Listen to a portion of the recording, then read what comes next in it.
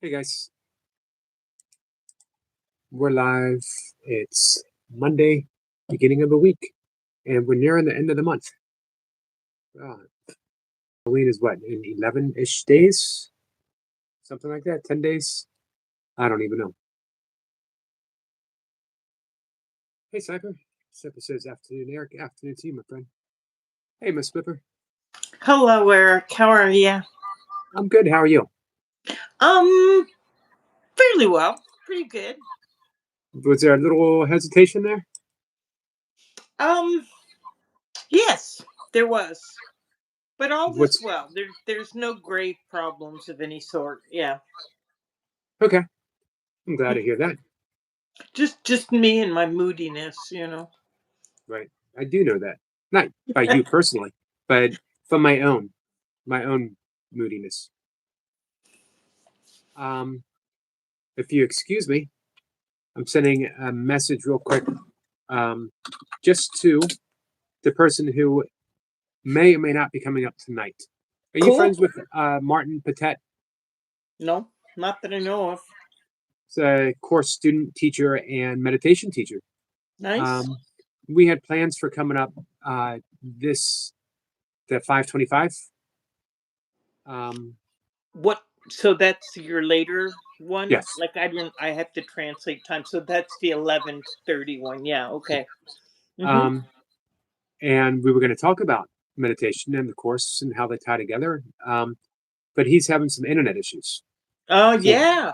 There's been an outage. I there is. read. So it's affecting some people's connection But the issues. last time I checked, he said things look like it was back on track. Good, good. So I'm gonna check in. hmm I actually sent a link to. I had dinner with a friend of mine, a local friend of mine. She and I used to study the course together many years ago, and then she started doing a lot of yoga and meditation and vipassana, things like that. She just even taught yoga, traveled to India, to Thailand, to here, to there, or whatever. And so she kind of just became more interested in doing yoga and Um, meditation, now mostly meditation. So she might be watching tonight. I don't know. Maybe. oh, I good. sent her. I hope so. Yeah. Um, I don't find a split between the two. Uh, yoga Nor literally do I. means Nor do I. But she does. So. right. Yoga literally means say Tiger King. Hey Lee. Christine, how are you, my friend? Hey Jamie. Yoga literally means union, and the entirety of the course is removing the blocks to keep us from being aware of union. I actually find that it's the fast track. Um, honestly, Yoga. yeah, no, No. Course of Miracles Course in Miracles. Okay. is the I was going to ask you if you have ever read any books by a fellow named Richard Smalley. yes. Ah, wow. Which ones? Um, I've read his book on the course about I have it right over there about universal theology. Okay. The course being a universal Hidden Secrets or something. Yeah, it's called in English, I think. Yeah, no, because reimagining. I've just ran across him, and he's done a ton of stuff with Kabbalah also. Yes. Yep. Yeah, he's Uh, all over the place. He's in India right now. is he?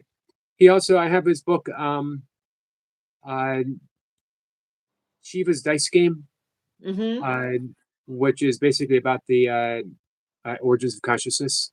Mm-hmm. Um, and I think I have one or two of them. And I used to read his magazine. The Theosophy one. No, this was Parables. Parable. Yeah, that was Yeah. before. Yeah, now he's like, I think he's editor for the Theosophy magazine. I don't know what the title of it is, but where he's staying in India and giving this talk in this new book of his, um, is like the Theosophy Center in India. Yeah, I was just curious. I haven't read his books, but now I kind of want to. Although I've listened to a bunch of his talks on YouTube, um, and he's very academic. He speaks like he's interested in the interior esoteric teachings and keeping them alive. And he speaks of the risks of things being too academic, but then he's very academic sometimes in his Right. presentations. Um, Before we dive a little more in, let's make sure we say hi to everyone. I think I already Okay, said hi hi to everyone. Lee. Blue Moon says, Miss Blipper, hi, you got us and a nice lady. Hello, Blue Moon Tiger King. Sandra says, Anna's there. Hi, Anna. hey, Anna. Liu. Michael, I hope your appointment at the doctor's goes well. Christine, thank you for being here. Me Ellie too. says, very excited. Miss Blipper, all capital Somebody said, letters. Eric, there's an echo. Is that on Eric's part or my part? Probably my part. Let's see if that fixes it. Is that better, guys? Sometimes I forget to put the volume down on my phone, and it does make a difference. Okay, because I can do that too if there's still an echo. Let's see. I think we're caught up with everyone. It was Christina says, Eric, there's an echo. Thank you, Christine. I appreciate that. Ellie says it's Yeah. better. Yay. Thanks, guys. Thanks, Oli. Um,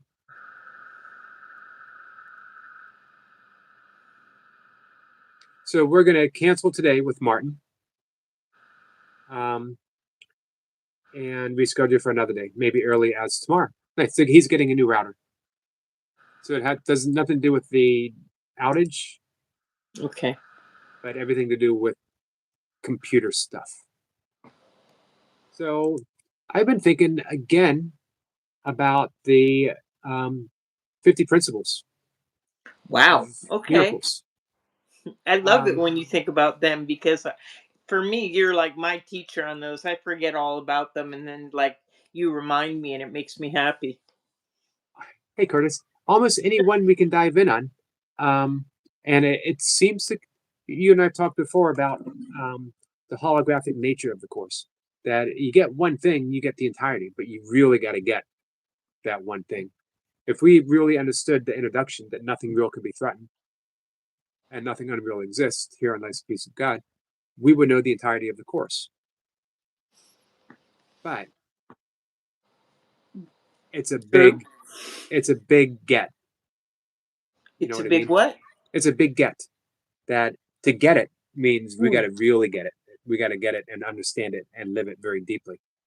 Well, I'm glad you mentioned that because there really, for me anyway, there really is something about it's kind of like music, when a song becomes your own, you can sing a song or play a song, but then to really integrate that song enough so that it's your song. And I think that a lot of the course is like that too. It just dawned on me at some point along the way that um, there really there really wasn't any. I could talk ad infinitum, just on and on and on, but it's actually in the integrating of what it says. Um, Basically, I can't really fool with it. You know what I mean? I do. Um, so, what do you think of every day should be devoted to miracles? I love that. Me too. And I don't remember um, which one that is out of the 50. I Um, don't either. but it's one of the early ones. Let me bring up um, The the list. 50. The one that comes to my mind that I remember just off the top of my head is that they are natural. When Yes. they're not occurring, there's something that's not going right. Um, I love, by the way, the other day the woman that you had who was from Minnesota who had written some books. What was her name? Beth. The other yeah. day, like last week, um, and she mentioned also having gone through the course and then asking yourself, did I do something wrong? And it was interesting listening to her because there was a lot of very similar things in my experience with the course as hers. Yeah. A lot of times, we do expect.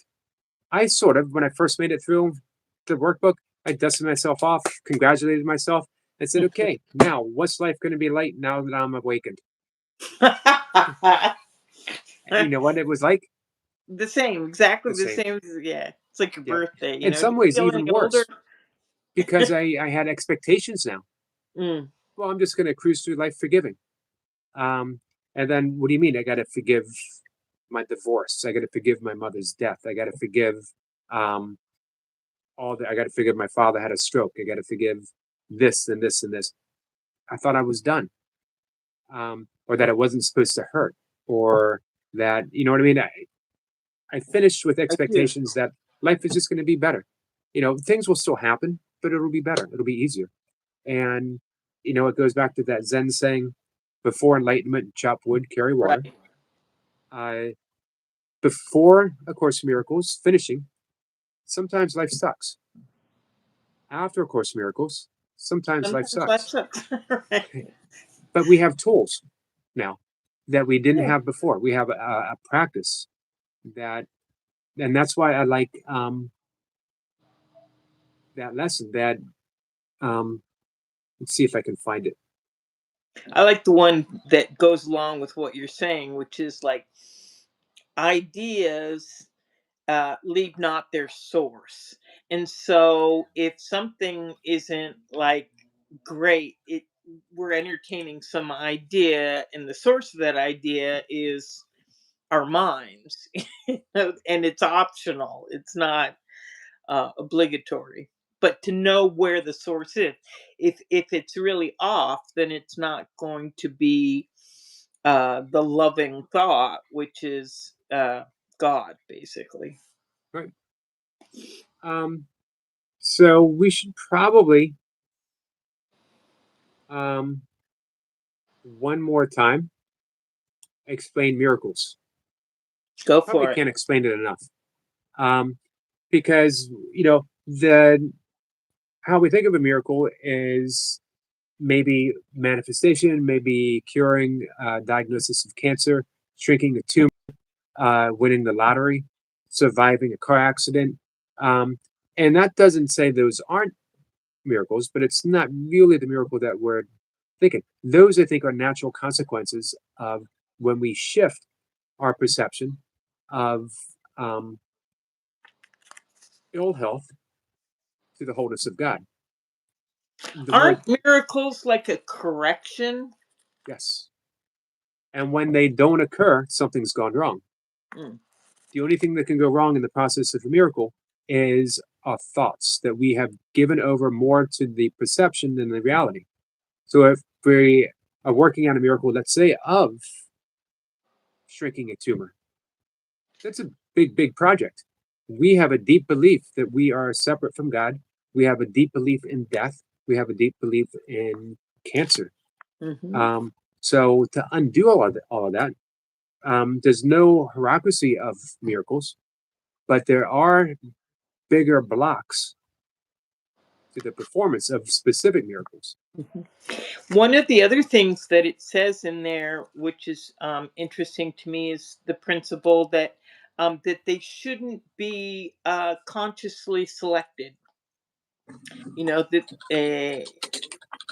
they, we will be given directions, very specific directions about when and where and what to do about that, but it's not of our selection. It's not like we're going, oh, I want this to happen, I want that to happen. Right. Let me type something real quick. Um, so a miracle is simply and only a shift of perception. And depending on how much belief, how much weight we've placed on that perception, uh, that is why it may seem more difficult than others. But in truth, it's not any harder than, And manifesting a that's parking space. Or exactly, that's one of the principles too, is that there is no big or small. There's no nothing to God or to the Holy Spirit. Nothing is bigger or more difficult than anything else. right. So, for those who might still have some thoughts of what is Course in Miracles, why is it called A Course in Miracles? It's a Course in Miracles because it's a course in training the mind to perform miracles. And a miracle is simply the seeing through the blocks, the seeming blocks, that keep us from realizing who we are. That we're seeing through perception to the reality. And the reality is that we are always um, with God, that we are ideas, we are thoughts in the amount of that. I'm glad you said that ideas leave out their source because I've always loved that line. It is a Um, beautiful line. it is. I also like that ideas grow through being shared. I mean, that's how ideas grow. That's how they become bigger, for better and for worse. Yeah. Right. Yeah. Um, let's see. Guys, if you have questions for Miss Blipper and myself, I um, have a question for you. you do. Mhm. What's the question? I have two. I hope I can remember them. Okay, the first one is, I always love to talk to you about forgiveness because it's such it is like the when I talk to you, it seems to be like the strongest part of your practice, like the part that you put a lot of vital energy into, um, forgiveness. And so, as the course described it, it's like, selective remembering of only the loving thought. So you're choosing to you're selecting to remember that primarily. And I was just wondering, like, uh what does that look like for you? Um, it's a good question. I think it looks different every person and event that comes up. Okay. I'm glad that you brought that up because I was thinking that um, I have had a very difficult time um, with some self forgiveness issues. Well, that was my next question. Was it? Yeah, it really was. It's hard for me to selectively remember um, some of the blessings of myself during some really bad days, during the days when I was drinking. Um, I could almost see nothing good. I could say, well, I had a good time some of the times, but I was largely miserable, and I largely put other people and myself in danger for a decade. Um, so,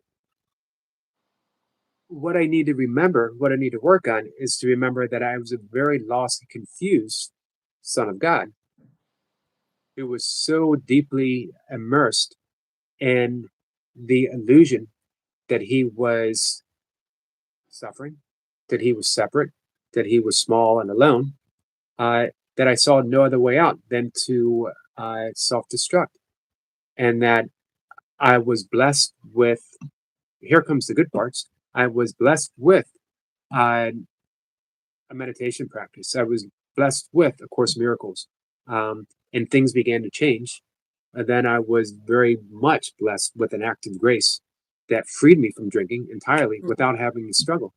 mhm. Um, so sometimes, when we say selectively remembering the good, it's hard to remember the good, but I can remember the innocence.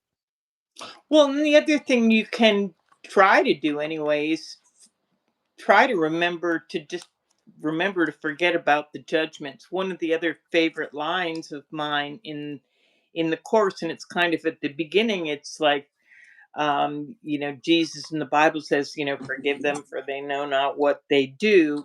But then he follows it up and he says, um, but in no way does that judge what they do. You know what I mean? It's just saying it's like kind of lost, but uh,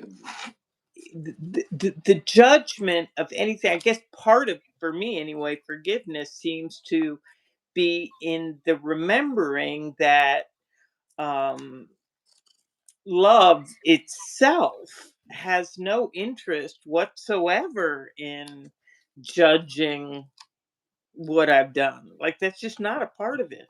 Right. And that's huge when we remember it. Yeah, when we remember it. And so that gets back to the first question, you know.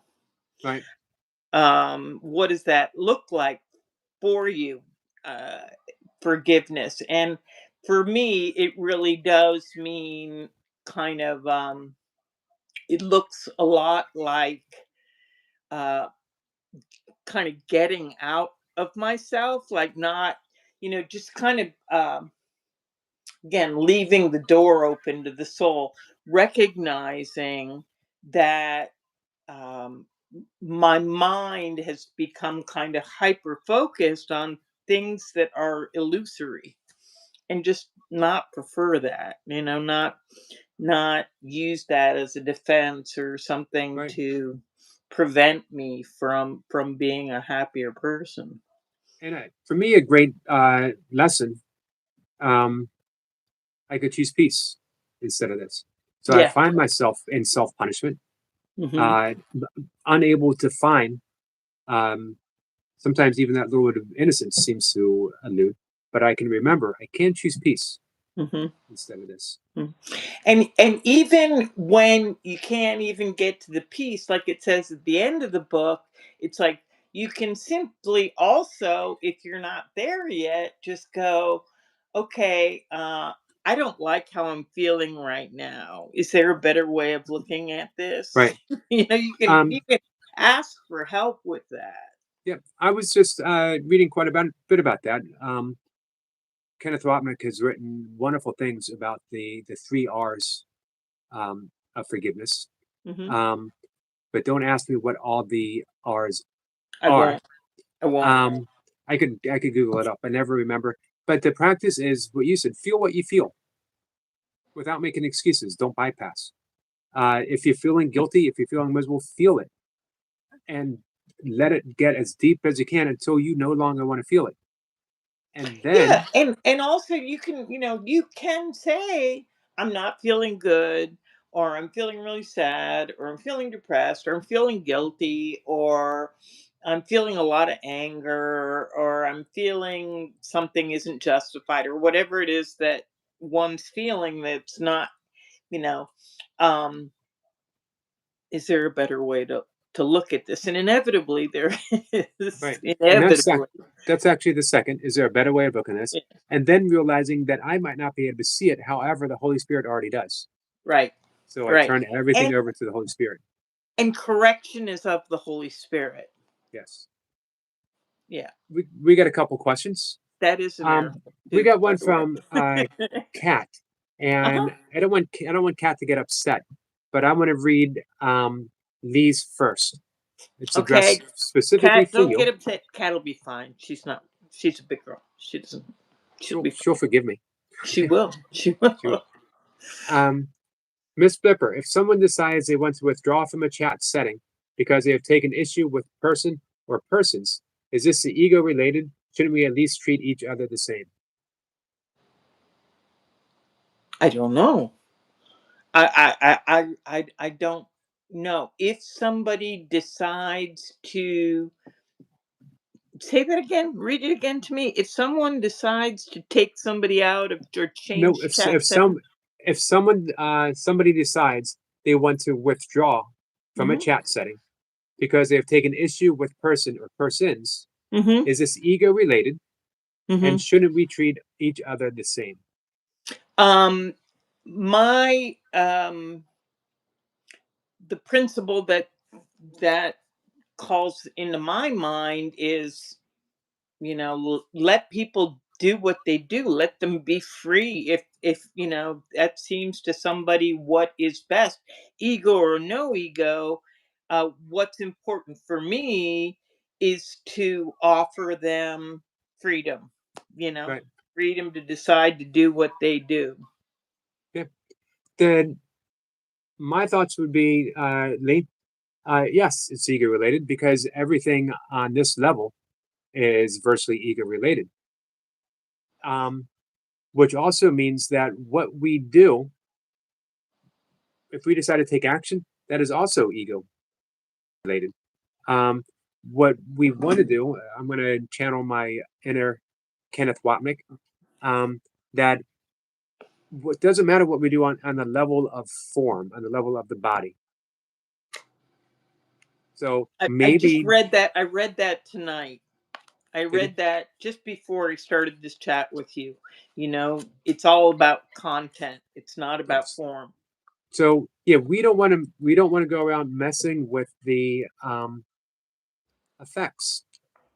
We can if we want, but we realize that in the end, we're just rearranging the effects.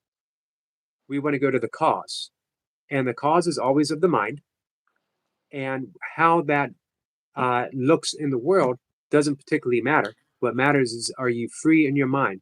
Can you let that person go with love, with grace, with forgiveness, and go about your life? And when you see them again, there's no animosity. It's all a spontaneous welcoming, um, because you realize all that other stuff was just effects, and you've forgiven the cause. You've gone back to, the ultimate, the source, the mind, and you're Yeah, free. my thing with the freedom there is kind of selfish. It's like I would want that freedom, you Yes. know. Um, Kat says, Lee, I hope that helps. And you can follow up any questions if you want. I heard something about 4 stages of something for teachers. Do you all know about this? Yeah, I think that those are the stages in the development of trust. That's in the teacher's manual, and it's kind of like it's you know everybody does things the way they do things. The teachers are all different all over the world, and um their in their styles and their personalities, but that they it's kind of generalized that generally in the development of trust they go through these sort of stages. um and the one that's last is the very last one is after realizing that you know you realize you have to kind of make a separation like Lee Lu was talking about between what's ego and what's not, and then you realize that you can't make that determination because it just is what it is. So the one that might take a really long time to get to is to just release judgment. Right. Nice. Kat, I hope that helps.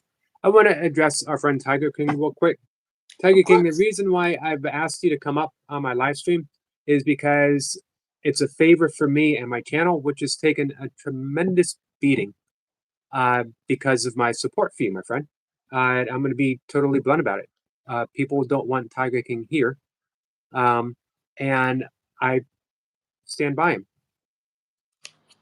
I think it would make a huge difference if people saw Tiger King, because it's always easy to give someone a label. He's a troll, he's a this, he's a that, and then we can treat him accordingly because he's not a person, he's a troll.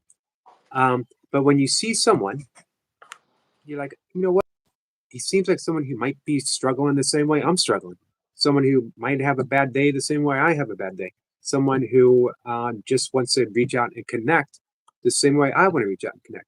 So a large amount of that animosity is dropped and replaced with some understanding. And you still might not like someone, which is fine, but at least now you have an understanding and you realize they're not bad. They're not label. They're somebody. So uh, I'm asking Tiger King if just come up, make an appearance, let Sure. people know, hey, I'm a person, and I don't mean that I'm saying that you're fake or anything. I want people to put a face on who it is because everyone here, almost everyone here, I've seen, I know, I have a heart connection with these people, and I do with you as well, Tiger King. But um, what I'd like to do is say that to you and then have you drop it and we not talk about it continuously in the conversation.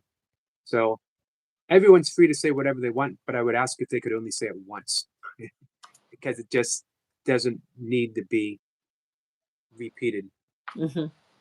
ad nauseum. Did I get that last part right? Ad nauseum. Ad nauseum. Yes, you did. Thank Yeah. you. I have seen you, Carl. I haven't seen you on my live stream, but I've seen you on your live stream. Carl's here. Yep, Carl is Hi, here. Carl. Carl's in Ireland, if I'm not mistaken. You're very much on the money. I like it. I remember when he got his hair trimmed. Yeah. By Yes, the he way, is from. Adam says can't chat, but hello, Auntie Blipper and Yogi. Hi, Adam. I love Adam's little videos of things. He's got snails and fish and frogs and critters and himself. Lee says he does understand. It was a good point. Hmm. Good. Hey, Destiny, how are you? Destiny says hello and happy Monday, Eric McCarty. Blessings to you. Blessings to you, my friend. Destiny is a old friend from the very beginning of mine. Great supporter. Wonderful. Good name.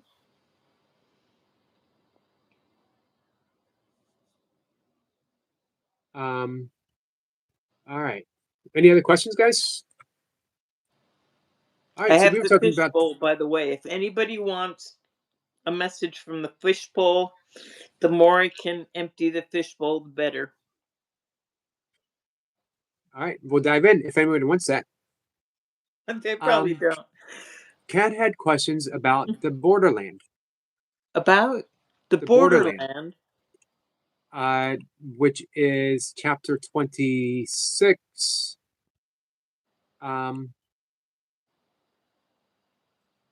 And I'm trying to think of which. Oh, it's section 3, the borderland. Okay. I've read it. I Um, mean, I've read the text several times through, but I'm going to need more help, like a refresher on my memory on that particular part.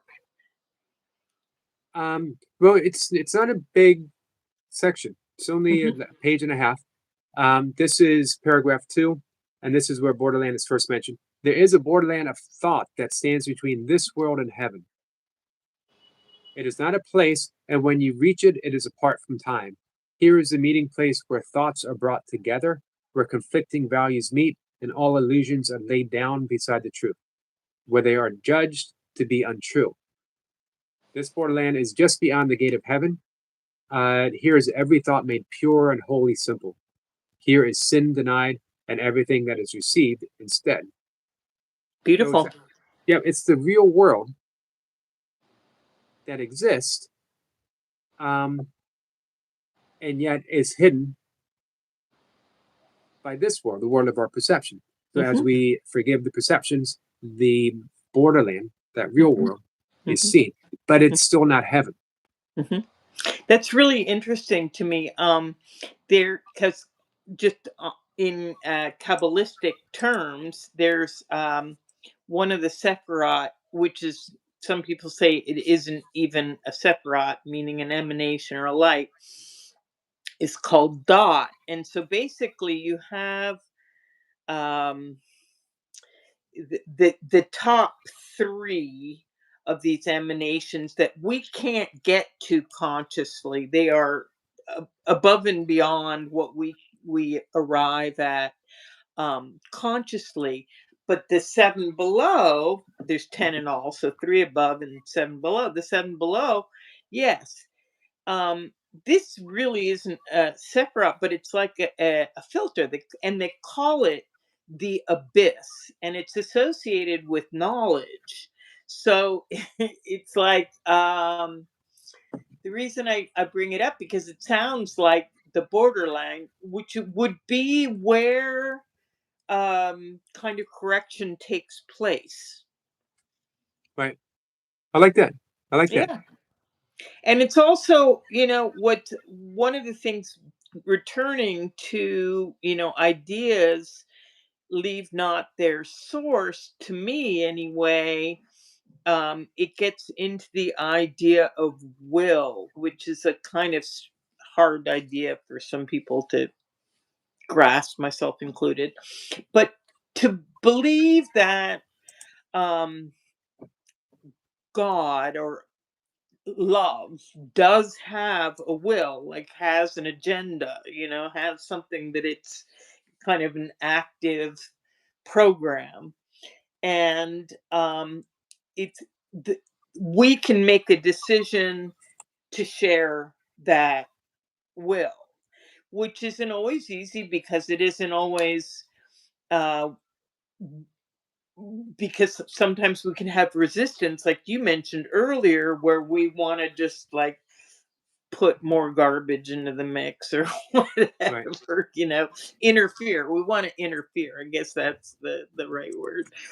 Um, so yeah, that sounds to me like the borderland. But what a beautiful place, especially if it's resting on a decision, just the simple decision to share God's will. Right. Man, he summed that up nicely, beautifully. Thank you.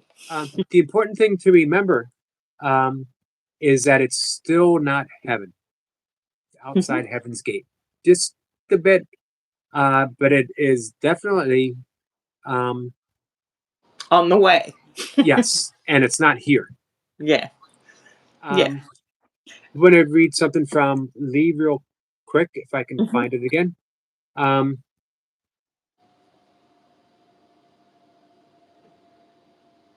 do you see the pin comments? Let's see. I do. I have to. You want is I can't. Do you need me to? I see. Thanks. I see. TK. I like you. Think you're pretty cool, but I'm intrigued to know who you are too. That's Lee saying to talking to somebody.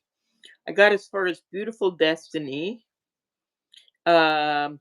Oh, Tiger King says Ms.Blipper doing the fishbowl thing tonight. We hope so. yeah. We'll do it in just I'll a minute. pull one for you, Tiger King. And Sissy wanted one too. Oh yeah. All right. Um, here's what Lee had said. Uh, he would like to take an American lady on a dinner date. She sometimes comes here. Any advice? Um, where's here? He's in England. Oh, so he wants to take an American lady on a dinner date. Any advice? I have no advice whatsoever. American ladies are all different, um, but you can come up with some ideas and ask her what she'd prefer. Yeah. Um, that would be my advice too, because we plan things so much detail to make everything perfect, and it puts so much stress on us. And then when we're on the date, um, we have that added stress. Is she impressed? Does she like me? This and that. Relax and ask her, hey, you know, I see my part of England all the time, but I know you don't. What would you like to see? Mhm. What would you like to Mhm. do? Yeah, Relax, Lee. we have a bunch of possibilities here. I was thinking this. What would you prefer? Would you prefer to go here or there? Because I think, yeah, American women. The best thing I can suggest is that like many women the planet over, they like to make decisions. Right. They're like, I'll decide. Sure. Almost any advice anyone ever asks me, and I always say I'm not the best person to ask for advice. My answer is almost always the same: relax, relax. It's never as bad as what we think. It's never as uh, weighty. It's never as whatever as what we think it is. So when we practice relaxing, and we can do that, uh, meditation, breath work, you can go out for a run. I mean, there's tons of ways of doing it, but the key is just letting go of the expectations that we have going a certain way, and enjoy someone on a date. Enjoy someone's company. Everyone loves to be enjoyed. Hmm.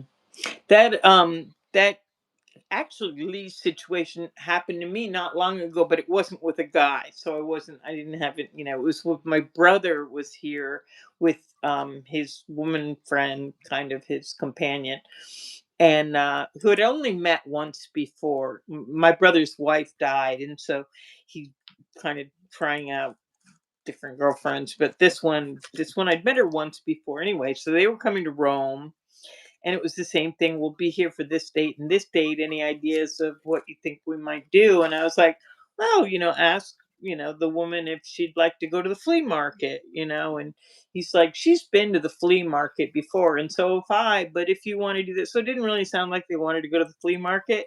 So then I just kind of shifted and I went, well, maybe they'd like to go to the Church of Bones. So the Church of Bones is like the weirdest place. It is where the skeletal remains of 4,000 monks who died in the plague, as well as Princess Barberini, who was like, I think, 12 at the time. So all these skeletons, 4,000 skeletons, but they've all been like dissected and rearranged in floral patterns, like in 6 different rooms, like these monks. And it's like right in the center of Rome. And it used to be kind of stinky. It was like, ugh. So we took her there, and it was hilarious because it was a definite case of misfits. Like, you people are the like, who does that? Take somebody to go see the skeletal remains of 4,000 dead monks. But she was floored, and she was like, "This is I'm quite sure this is the weirdest thing I've ever seen, like, in my life." And she's like my age. So to say it was the weirdest thing she'd ever seen, my brother and I were like, "Oh, that's good." We were kind of happy about it. It's like, at least we gave her something weird. True. That's true. Um, let's see. I think it's time For fishbowl? for fishbowl. Yee-hee. Who do you want to go for first? Uh, who did you say? You said there was Tiger King and Sissy? Sissy? Yep. No. Uh-huh. Sissy. Yep. All right. Well, since I want to get as many fish bowls out as possible, first I'm going to start with the whole everybody who's here. That's Here's still the a ones whole we're lot of imperatives. what? That's still a whole lot of imperatives. Let's do. I was saying, we can just do imperative after imperative and then stop and talk about any imperative that gets on our Sure. nerves. We can do that too. So for the group, it says, I like this one. And this is perfect, apropos for what you were speaking of earlier. It says, look out from the perception of your own holiness to the holiness of others. Let's try that. Group, Yes. it's a possibility.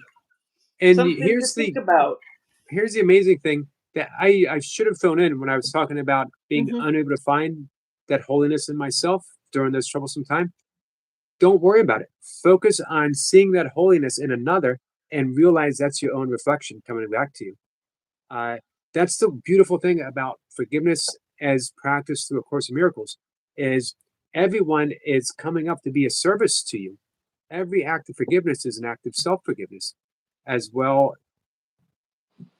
Just it's a beautiful thing to experience and express. And Truly, that's truly. what you that's go ahead. I think it also, I think it also goes beyond people. It can be a beautiful day, it can be a glass of water, it can be seeing your owl in the tree. It can be, you know what I mean? It can be Right. somebody slowing down and stopping to let you cross the street. It can be, it doesn't have to be a person necessarily. It can be a situation or a new way to look at things. Yeah. That was the beautiful lessons Kenneth Wapnick offered in his book Cast No One Out. It was actually teachings. seminar Mhm. that he did, Mhm. and they made it in the book form after the Mhm. transcripts. And he talks about being kind to everything. Your fingertips, your fingernails, your keyboard as you're typing. Be kind. Send Yeah. loving thoughts to I have everything. a I have a Ken Wapnick book here, which again is just like really hardcore academic book. And it gets into the Greeks and the sources of things and philosophy and everything. And but the title of it is "Love Does Not Condemn." Period. Um, and it really is a beautiful um, way to go through life because you can't make a mistake. Because guess what? If you do, you love yourself. You don't condemn yourself. You're your own practice. I really do believe that love has our back. That it is our experiential time here is about that. It is about a, reawakening to the awareness of love's presence. That was beautifully said. Um, so we have Sissy and Lee asked if we may request one for Becca Boo, please. Yes, absolutely. Let's start with Sissy, my soul sister, sister, soulsy sister.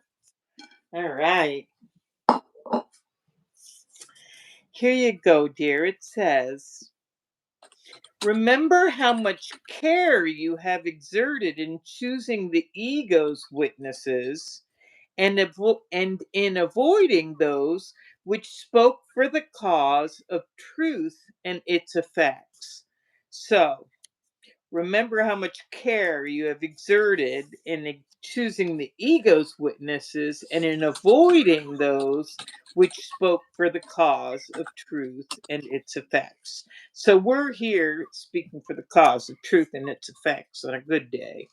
So, you know, that's where you want to put your emphasis. Holiness, my dear. Yep.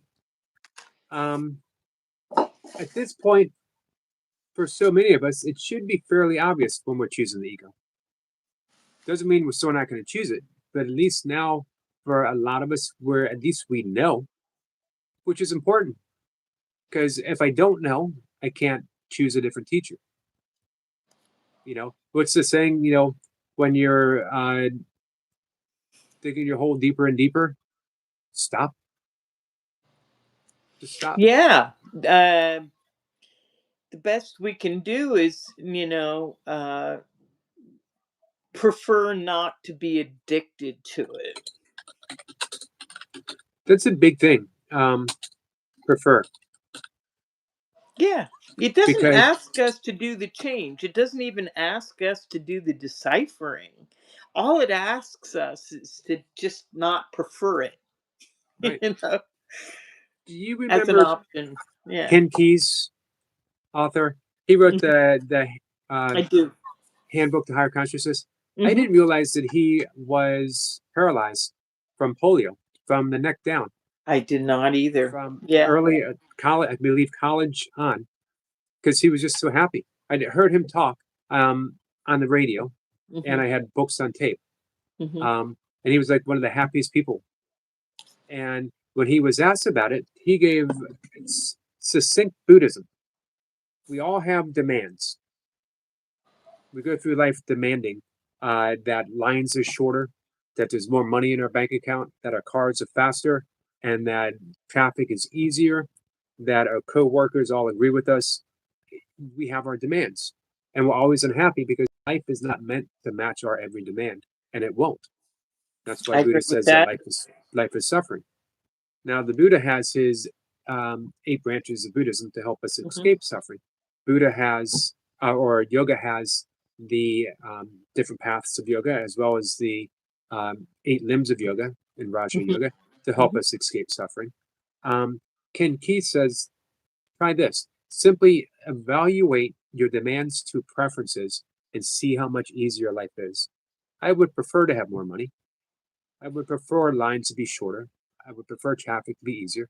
We can deal with the preference much easier than Yeah, we do I with the demand. agree. I mean, also just anything to get out of the mentality, which is like, because that is the ego, is like all about transactional, give me this, demanding that, I want it's like petulant children. Whereas if you just kind of, like you say, relax and sit Right. back, it's like really cool to be a kid. Petulant child is an apt description for the ego. Hmm. Truly, yeah. Yeah. And driven, and petulant children are driven too. I like the whole idea of the the ego is what is trying to usurp the throne of God. So the ego is trying to kind of steal in manipulative ways love's throne. Right. All right. So Lee wanted one for Becca Boo. Becca Boo, here you go, dear. It says for Becca Boo, remember also that whenever you listened to his interpretation, that's God's, the results brought you joy. I wanted to say that just recently, I don't know, I mean, this isn't going to be terribly interesting, but I did come to a strange sort of thing with languages and the language that the course is written in, and the Father and the Son and all that. And then I remember that I speak Italian as well. So, romantic languages, Latin included, are we have masculine and feminine for everything. So even the wall is male, and the table is male. The moon is female, but the sun is masculine. So everything is male and female. And so maybe that's what happened because Hebrews like that too. And so maybe in translation, the course almost sounds like it was translated from another language. And that when it got into English, it kind of went funky, even though it was channeled in English. But Right. that whole idea of putting everything in the masculine, it's I'm another glad you language. brought that up. Hmm. I've been thinking, and I actually talked with Kat about this. Hmm. Um, different versions of the course, the Yeah. Ortex and the what was it, the Hugh Lynn Casey, which does have different language, and it's Hmm. not quite always in that masculine sense Hmm. as what was put forth by the editing of Kenneth Wapnick. Um, Hmm. what do you? Then there's the Circle of Atonement edition Yes, too. I don't know what that one's called. yeah, but I think that's very close to being like the Urtex. Hmm. Um, is you is speaking of grammar, and I just said is you. Uh, Yes. um, do you have a preference? Have you ever read any of the other versions or looked through? I have just in bits. I've never read them all the way through, although I have like, other people, other students who make a big deal about them or make a point of pointing out what's in one edition that's not in another edition. I always read little clips about that because I find it curious. Right. Um, yeah, I that's. love the fact that Kenneth Wapnick said ultimately find the version that makes you feel less guilty, Mhm. and that's the one for you. He didn't Yeah. say he didn't condemn anyone for going to the other, although he said that his editing was met with the approval of everyone involved, Bill, Helen, Judy, as well as uh, the voice of Jesus, Yeah, right. which No, is I the read most that too. most important part. Um, and they didn't feel that some of the personal stuff was pertinent to the text. That a lot of things um, dealt with questions that Helen and Bill had asked, Mhm. dealing with their personal lives. Some of it being their sexual lives, Right. and you know does anyone really need that advice? Hmm. Sean Reagan, you've read his blog? Hmm. Good stuff.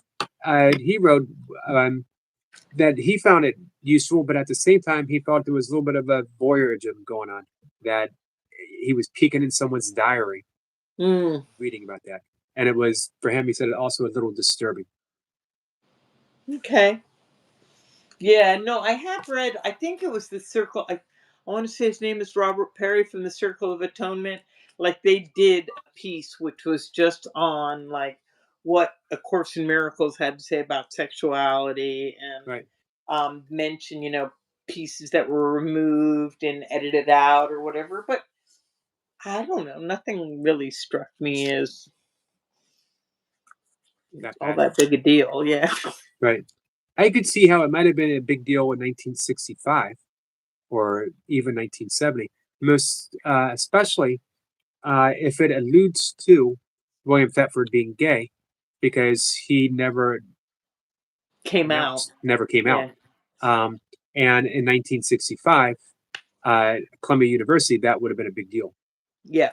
So overall, the fact that it was guided by the voice seems to be the best decision in the long run. But now, if people want to release that for whatever reason, no big deal too. Yeah, I just think of it like kind of what resonates with people. I guess, Ken says, what makes them feel least guilty. I think that there has been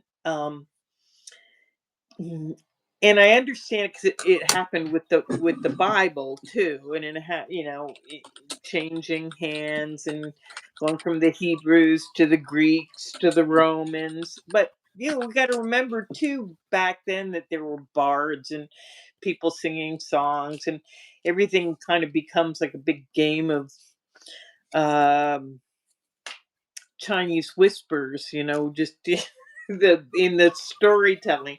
I don't think the course has really gone on that long yet. I get the paranoia because, historically there is precedent, but I personally haven't run into it because I think it's more important again.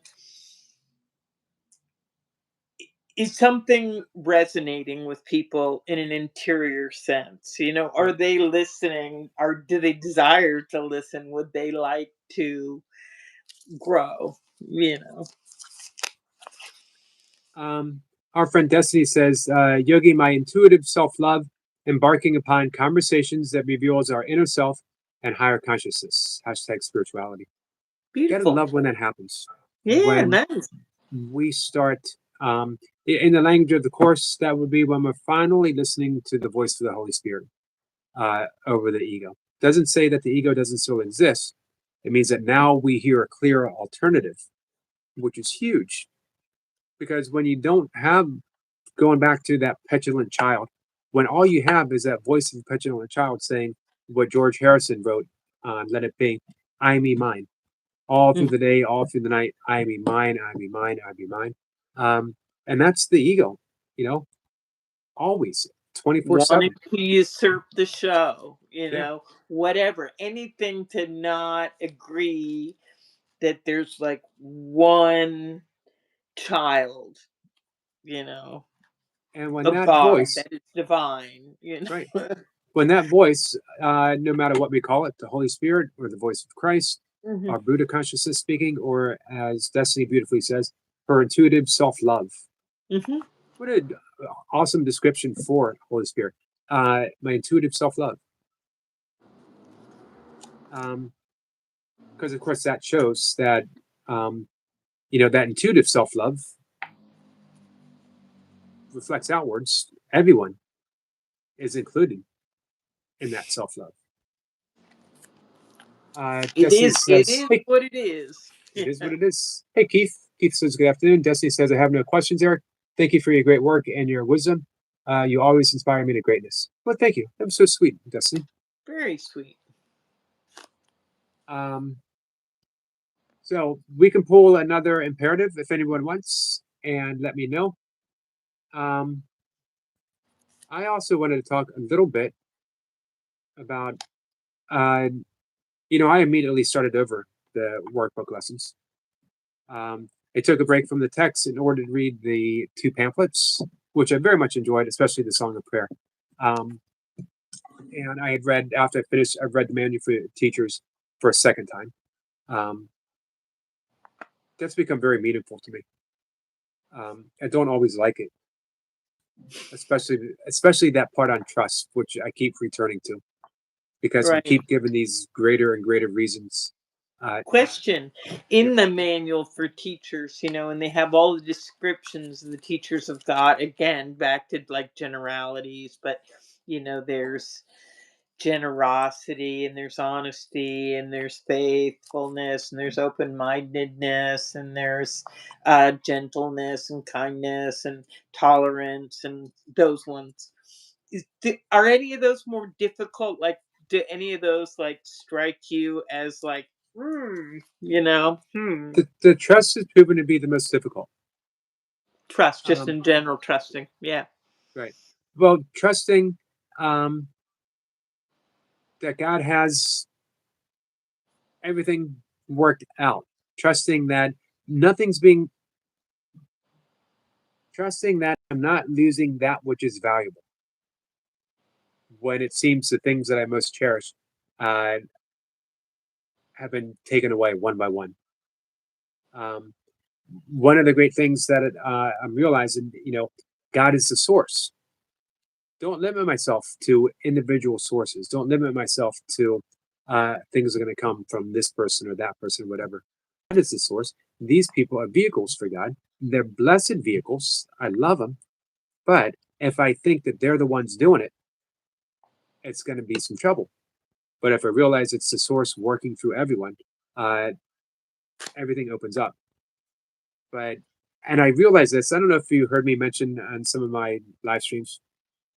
I've been having inner dialogue with. I've been having dialogue with my inner Ken Wapnick, and he's relentless.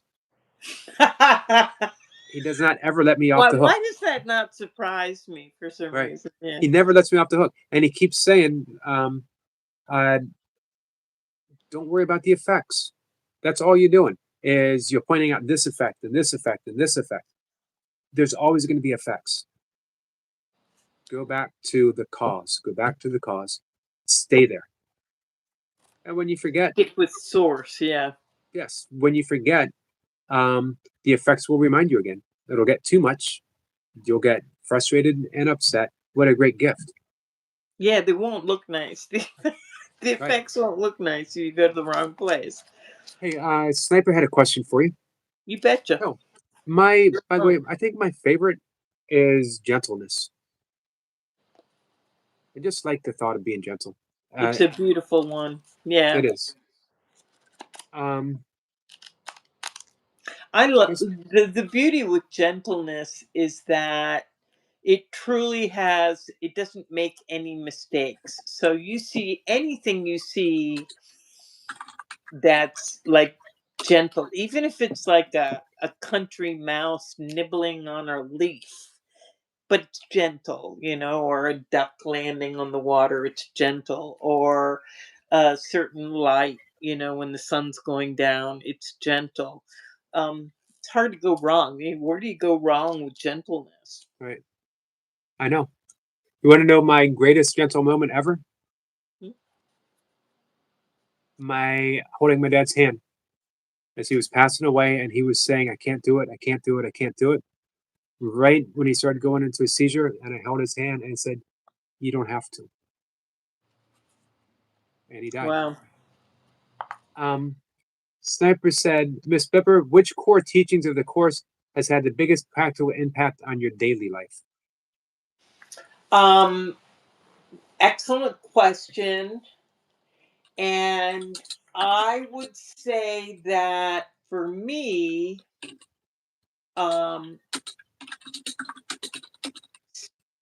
truly starting my day every day, starting my day with the decision that um,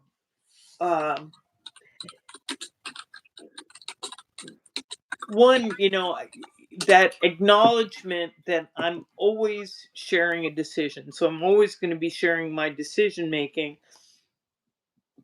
with uh, the ego or with the Holy Spirit, and to kind of start out my day by making an invitation, like stating my preference, like I'm here, I invite the Holy Spirit to share my decisions that day. Um, and it just kind of gets my day oriented in a certain way. I think the other one of the course's teachings that has affected me greatly, apart from establishing this like daily invitation and acknowledgement, has been in recognizing that th- being right and being happy are two different Mm. things, that they're taking two different they're like two different highways in your soul. If your aim is happiness, it has really next to nothing to do with being right. And you can choose. Yeah, well, there's just seemed to me, not only in my own life but just around and about, that very commonly those are presented as being the same thing. Being right is being happy, and they're not. It's not how it works. We have one of the most important questions ever asked. Good. Are you Wonderful. ready for it? I am. Ms. Blipper, have you ever replaced all the handwritten notes with a quart of vodka, rum, grenadine, and fresh orange juice and just struck a straw in it? Yeah, absolutely. I think I did that. Well, it wasn't exactly those ingredients, but so I have a brother who doesn't drink. My younger brother, the one who visited with his companion friend, where we just saw the 4,000 dead skeletal remains of 4,000 dead monks. And he doesn't drink. He doesn't drink at all. Nothing. We went behind a museum, and his companion and I were both like, so we had a um Campari Spritz, so it's like a bitter with prosecco. It's not light. It didn't have any rum in it. Didn't have any hard. It didn't have vodka in it or anything. But it does have sugar in it, so it kind of gives Right. you a jolt of like sweetness. And so we all did that. Yeah, absolutely. Destiny says, thanks, Ms. Blipper, for sharing your knowledge and information on how we should live being our true selves. Oh, bless your heart. Thank you. Um, let's see. Any other imperatives? I have a bowl, so let's get one for Yogi. Let's get one for Eric. I wanted to tell you, Eric, what you spoke about holding your father's hand.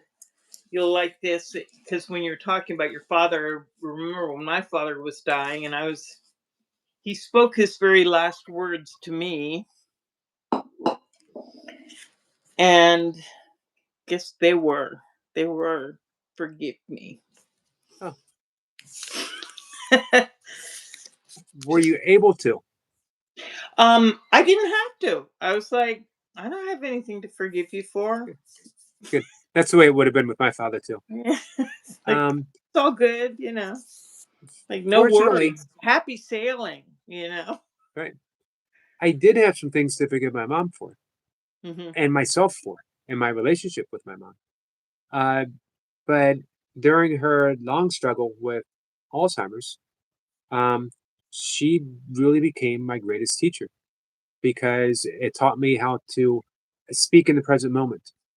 You can't say, I just told you, don't you remember? How many times do I have to tell you? Right. Why don't you listen? Um, which You she had to heard. you had to come up with your own gentleness too, didn't Yes. you? Yeah. And Like, she heard that from everyone else. But I was determined that she would not hear that from me, which meant I had to reframe my relationship. It used to be very, conflictual. yeah, it used to be very confrontational between Hmm. us. Hmm. I would mention on the live streams before that I know my mother loved me. I don't think she ever particularly liked me. Hmm. And I think sometimes that can be just as hard as not feeling loved, is not feeling liked by a central figure in your life. Aren't mothers supposed to like us? Why? Well, I know, but that's what a kid thinks. Aren't they supposed to like us? Why does she like my brother? Why does she like my sister? Why does she treat them differently? Um, and you know, I don't exactly know why. I suspect I reminded her of some family members that she had friction with. Ghosts, yeah. Yeah. Um, but I was able to leave that aside when I became her, her caregiver. When And gentleness is breaking the family curses or whatever, yeah. ep- epigenetics. Yeah. Um, but some of that, still lingers. A memory will come up, and because of what happened, I'm able to forgive. I can forgive that memory. I can let it go. Um, the wonderful thing dealing with my mom was, I should rephrase that. It wasn't dealing with my mom. The wonderful thing caring for my mom was seeing that innocence return, seeing the facade of being a mom and being bitter, and seeing through. She had depression for most of her life. Seeing through that to the original innocence that was revealed as her identity of all those things began to slip away, and there was just pure innocence and trust. My mom trusted me. Wow. So Very, very cool. Yeah, I when you were speaking, what it reminded me of a little bit was again about perception and how things appear. Where the light is shining brightness is where it seems the darkest. So it's also like sometimes teachers, for example, are the most strict with the students they cherish the most, but they're hardest on them. You know, it isn't about personality. It isn't about it's like this is where the lessons are, and the lessons are right, in a very intense place, sure, and to kind of make those go to the surface, it can seem like a lot of darkness, and it can seem like um, difficulty, like you say, confrontational, hard stuff, painful stuff. But that does offer to bring something to the light, I'm glad. to learn about it. Right, I'm glad you said personalities, and I think that's going to circle back to what Lee was saying earlier in the conversation. We don't have to like everyone. Sometimes personalities are going to clash, and it's just no way about it. Bill and Helen did not like each other that much. There was Hmm. a deep connection and there was a love, but they battled up until the end. And Helen never came to terms with, she felt betrayed by Bill when he moved to California. Hmm. Uh, Bill on his end was able to pretty much let everything go. Uh, People believe he died free. His last conversation was, I'm free. I've let go of all my resentments. And then he died just moments later with a smile on his face. That's a pretty good way to go. Hmm. Um, um, for many of us, there's going to be relationships that might not feel as if they healed on the surface, but when we do that inner work, we can heal them. We still might have to let people go about their path. We still might have, some conflicts and butting heads, but the heart, the one mind remains peaceful no matter what happens. That's, for me, that's the big thing to strive for. It is big. That is big. If we can get there, great. Says here, let the body have healing as its purpose. Okay. So that's what your body gets. Healing as its purpose. I The like that. old communication device. Um, YOLO says, I'm lifting kettlebells, forged from pure chutzpah in the Negev. I think the only thing I understood was I'm lifting kettlebells and forged. But hey, I'm glad you lifted kettlebells, my friend. Thank you, Cece. Cece says, nice thoughts, Yogi. I appreciate that, my friend. Destiny, thank you for being here. And Sissy asked if we could pull a couple to read for people who might not be here, but would have participated had they been here. So maybe just, I was, for. I was doing that anyway, actually. Okay, good. Just pulling them out and reading them. So this one says, seek not another cause, which is back to everything returns to its source. So Right. really, there's just one source, love. So seek not another cause, nor look among the mighty legions of its witnesses for its undoing. So in esoteric terms, I think that's called egregore. All the different witnesses there are. Let's not have a unified love. Let's not have, a unified God or a unified sonship. So don't look for that. Don't look for another cause, nor don't look at all these mighty legions of witnesses for the undoing of love. In separation from your brother was the first attack upon yourself begun. So the first attack you made upon your brother was to go, oh, that's not right. It's not good. You're not good. And that was an attack upon yourself. In separation from your brother was the first attack upon yourself begun. So when you first thought that that other person was different somehow or separate from who you are, not Right. unified, that's when we began attacking ourselves. And it is this the world bears witness to.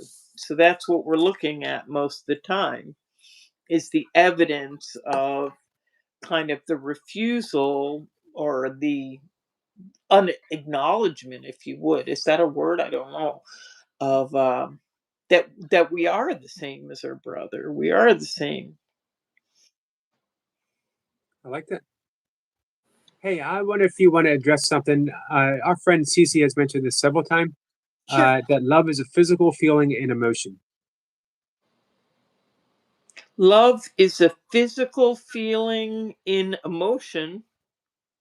I don't see it that way. No, I don't experience it that way. Nor I. Um, I can't say that I don't experience it that way, but generally I don't look.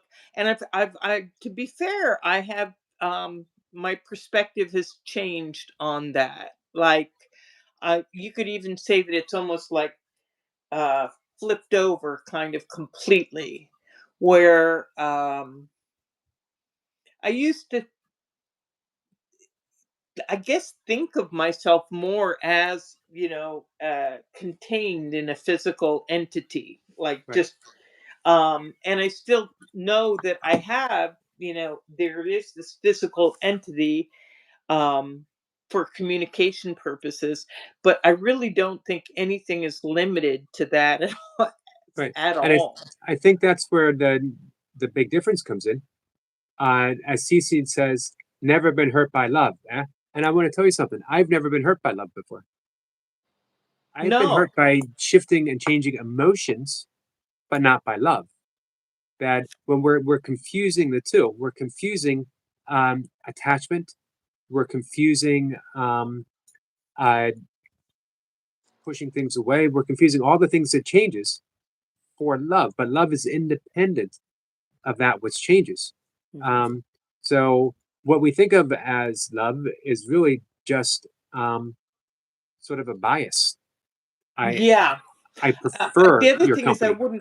I wouldn't want to punish love for my bias. If I'm on an illusory track and making love to be something limited and making love to be something, focused. It's in this thing, in this situation, in this person, and it's here and it's not there, and it's like this and not like that. If I'm putting that on love, I basically I don't want to punish love for the limitations my ego comes up with. Exactly. Um, so Cece says you don't think love is an emotion. Love isn't an emotion. Love is an allowance for emotions to pass through and always remains unaffected. We could liken it to, in Buddhism they call it the blue sky. That um, the blue sky is always unaffected by any passing cloud or the tip of a mountaintop or the flap of a bird's wing or the reach of a branch. But the sky always remains the sky, no matter Mm. what passes through. Uh, I'm going to be really obnoxious now, and I'm going to agree with both of you because, yes, I do believe that love is an emotion, but I don't believe that that's all it is. I think it's more than that. I right, think that emotion and thought, how I look at it is there's basically, you can go, um, there's the be all end all. There's creation, all of creation. And within creation, you have spirit, you have mind, you have emotion, and you have physicality. Those are all ways to kind of um, look at the pie of creation. You can, right, and um, for me, the idea is basically alignment. I don't want there to be any conflict, if possible, between creation, spirit, mind, emotion, and body. So ideally, what in my utopia would be if those lined up, if they were in agreement. So yeah, I do think love is an emotion, but I don't think it is only emotion. I think it's the whole kit and caboodle. I think right, that creation is basically loving thought. right. That's where I would differ because in the absence of all those perceptors, in the absence of the tools in which to perceive, love remains. So love can't be It is absolute. It is absolute. right. So and absolute means that even if all of those things that allowed us to um, feel emotions were Hmm. gone, Hmm. when the body goes, love Hmm. remains. That's true. But feeling love certainly doesn't diminish love. Right. True. Um, heart to brain in my perspective, but you know, when we limit love to the physicality, No. that's where I think the issue is, and I think that's sort of what Cece is talking about. He's Actually, that's very interesting that she brings that up because in the course would say even that physicality, if there isn't mind in it, it's nothing. Like truly nothing. Like right, it's all mind running. Like body has no um part in that process. Whatever. It's right. all mind. So he had mentioned pain receptors. In the absence of a pain receptor, you don't feel pain. Hmm. In the absence of the brain, you're not going to have the emotion of Yeah. Brain envy. dead people don't feel. Right. So you're not going to have envy.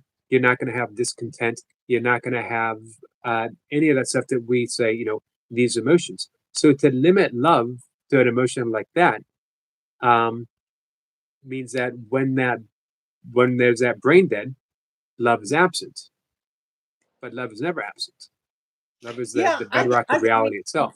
my stuff came is hard earned. It is not that I have not suffered in love, believe you me, But I just think that I got tired of trying to take something or physicality or emotions and trying to make them something else, trying to make them mind, trying to make them spirit. So I was like, let's flip this all over and start from the top, you know, and we'll start with creation and go from there, rather than trying to, yeah, yeah, just leave. Not, I do not believe physicality has its own, um what would the word be, impetus, I really Right. do think it's us doing that, Agreed. mind doing that, consciousness doing that, Cypress love, said, love also, yeah. yep. Cypress says, love is the epicenter. I like that.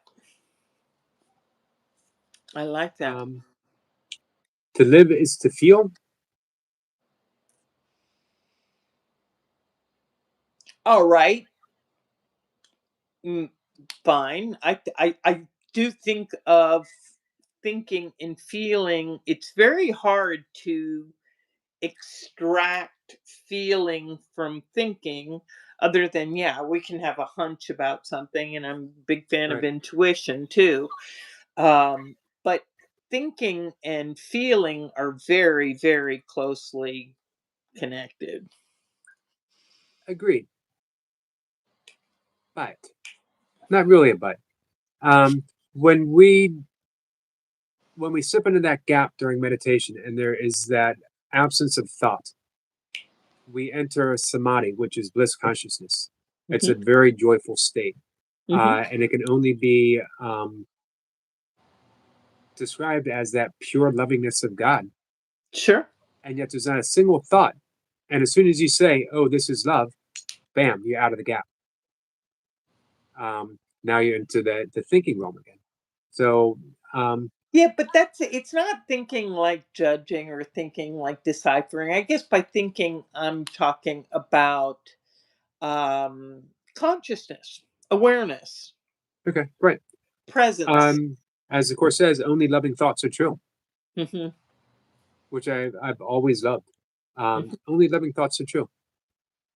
Everything else is an illusion. Right. So when we talk about um, someone hurting us, when we talk about getting our heart broken, uh, now we're those are all thoughts of you're still feeling thoughts is in meditation. Actually, in deep meditation, you truly enter that place, that gap, which is Hmm. the absence of all thought. You don't strive for that. That's not what we're striving for. You slip into that gap in between thoughts.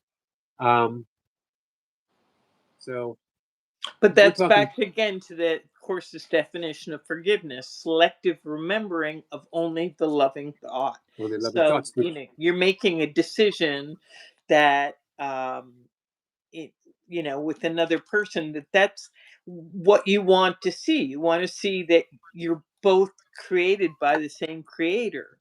right. That's what I mean by that holograph, because it just hit me. Only loving thoughts are true.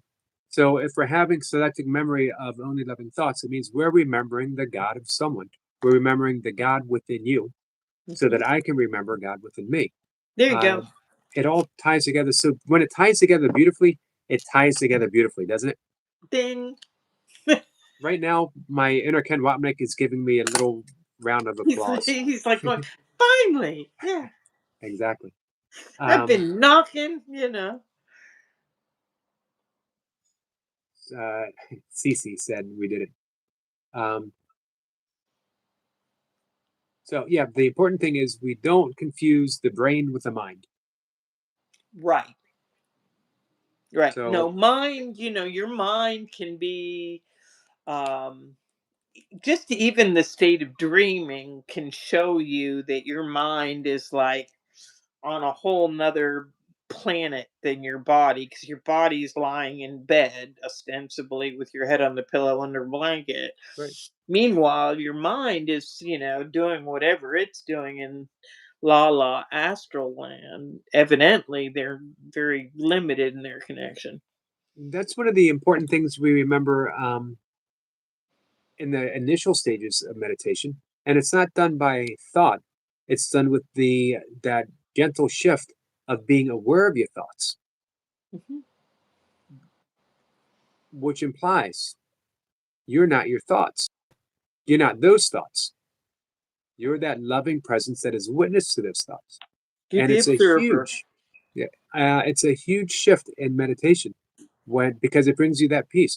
All these thoughts that have been torturing me, all these incessant thoughts, repetitive, saying the same thing over and over again, that have trapped me in a world of judging, in a world of grievance and Mhm. resentment. Mhm. I'm not that. Mhm. What a gift! That's the true gift of meditation, is Mhm. settling into that loving presence that just witnesses, just observes and observes. Um, Agree.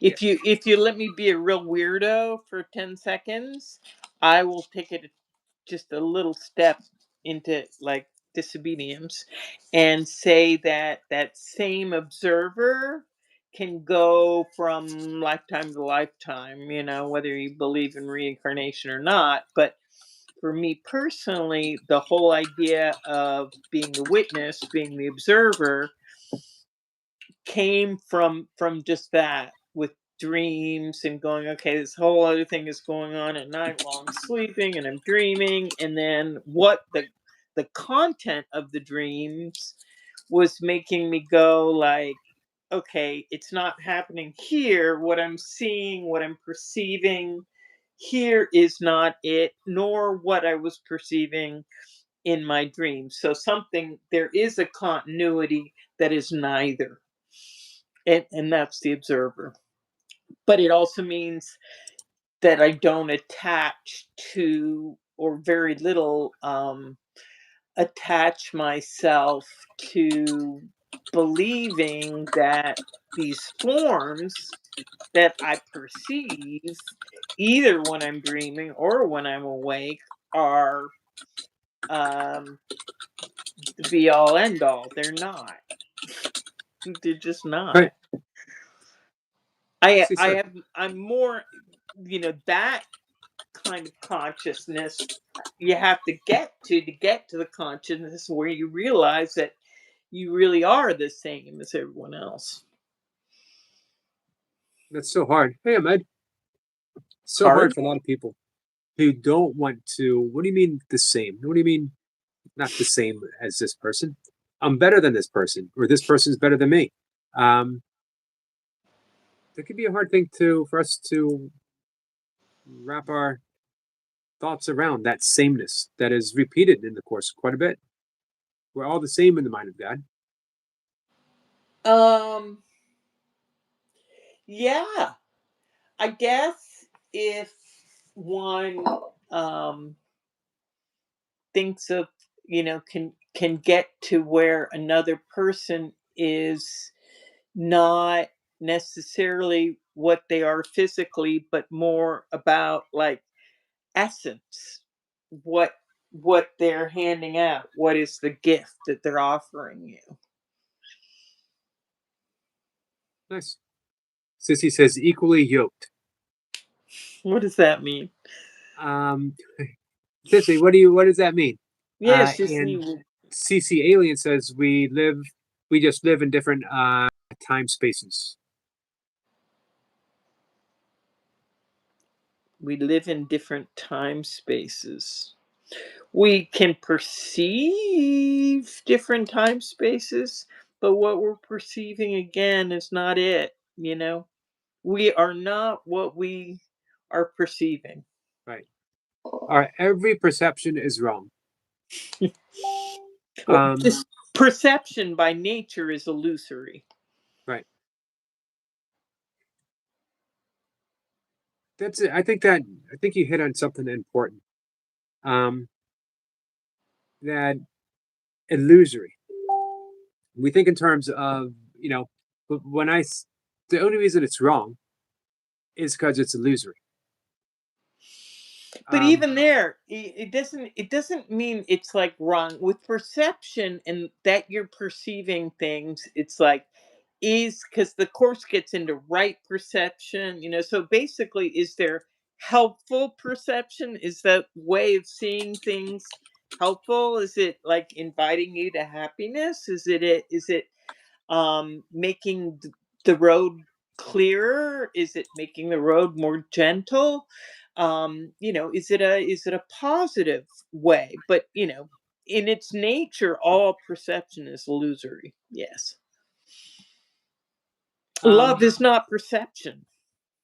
love is not perception. I love that.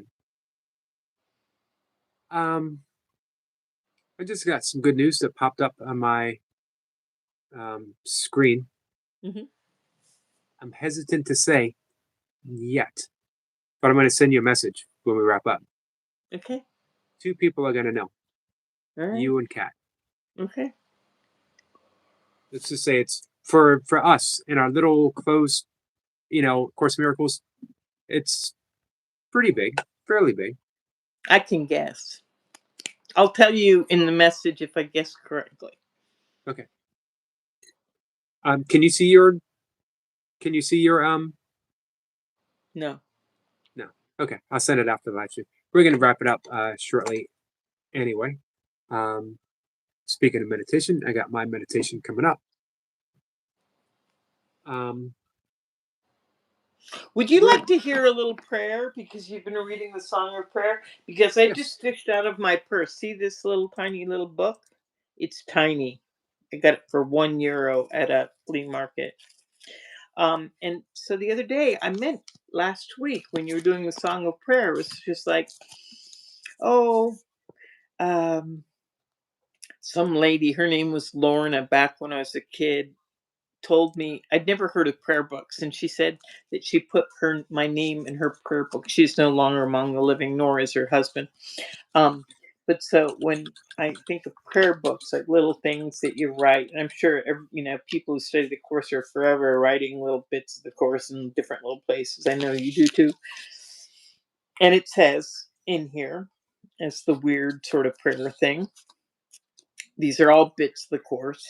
It says, I do not know the thing I am, and therefore do not know what I am doing, where I am, or how to look upon the world or on myself.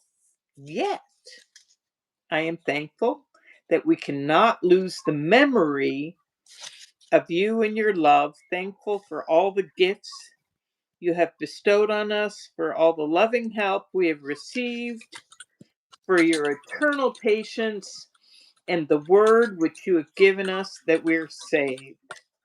I come to you to ask you for the truth, and truth is but your will, which I would share with you today. Beautiful, absolutely beautiful.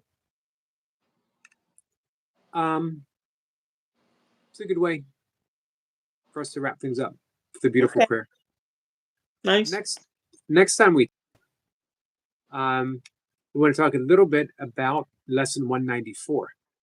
Okay, I'll write that down. Okay. 194. This is a big one for me right now. Okay. This ties in with trust. I place the future in the hands of God. Okay. I've My been last couple of lessons been about letting go of the past, so that'll be interesting. be nice tie up. If you They ever are. They do tie up. Yeah. Because we tie up the future and the past, and we just gotta let the past go and the future unties. right, nice, I like that. It's been once again fantastic Monday. I love my Mondays with Ms.Blipper. I It's love my Mondays with Yogi in the basement doing burpees. thank you. It's just everything for me right now, channel wise. Like I said, there's been some bumps most recently, but the message has never felt clearer. Thanks for being part of it, and thanks for being Going, such a constant and consistent reminder of what the message is. going with the light. You're it. Thank Bring it in. Spread it about. Try it out. Let it be. you. Let it be. Speaking words of wisdom, there, Ms.Blipper. Yeah. Let it be. It's already there. It's creation. It's all about creation. And Sissy Co-creation. says, Agape Omni love to all and to you. Oh, I love it when she says that. It always Yep. makes me think of her too. She had a short prayer too. Source, you take care of it. Beautiful. So it is 3 times. And so it does. So it does. It does. So it has. All right. So send me your guess. What? Send me your guess and who's coming up in a message. And Oh, I thought you were going to tell me first, and I could tell you whether I guessed correctly or not. it's up to you. Yeah, I'll go. you send it to me. Send it to me in the messenger, and I'll tell you if I guessed correctly or not. I probably didn't, Okay. but I might have. I'll send it now. All right. Okay. Love you, Ms.Blipper. Love you guys. Bye. Bye. Bye. Oh, I'll be back. No guests tonight, by the way. He can't make it. We're going to shoot for Okay. tomorrow, though. Perfect. Thanks.